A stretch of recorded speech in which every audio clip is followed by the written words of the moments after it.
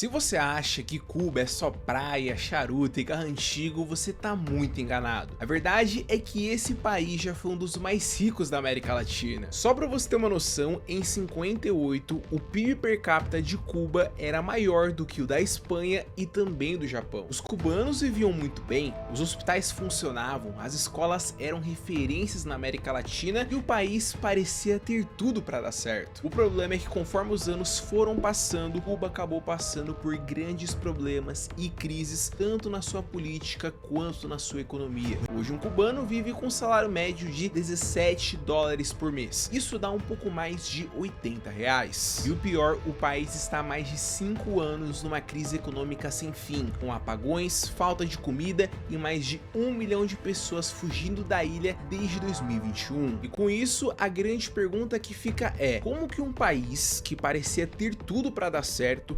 acabou se tornando um dos mais pobres do continente? Lá em 1492, quando Cristóvão Colombo pisou pela primeira vez em Cuba, ele disse que era a terra mais linda que os olhos dele já viram. E talvez ele não estivesse exagerando, porque Cuba realmente era um verdadeiro paraíso tropical, com praias lotadas de americanos, cassinos, hotéis luxuosos e uma economia que bombava com força. Só para você ter uma ideia, em 58 o PIB per capita de Cuba era maior do que da Irlanda, da Espanha e até do Japão. E a sua população era pequena, cerca de 6,5 milhões de pessoas. Havana, que era a capital, parecia até mesmo Miami, cheia de carro da Ford, iates, infraestrutura moderna e investimentos milionários em turismo. Isso porque os Estados Unidos viviam a lei seca e atravessavam o mar só para poder curtir as festas, o rum, os charutos e o cassino em Cuba, onde Cuba era o verdadeiro playground dos americanos. E enquanto isso,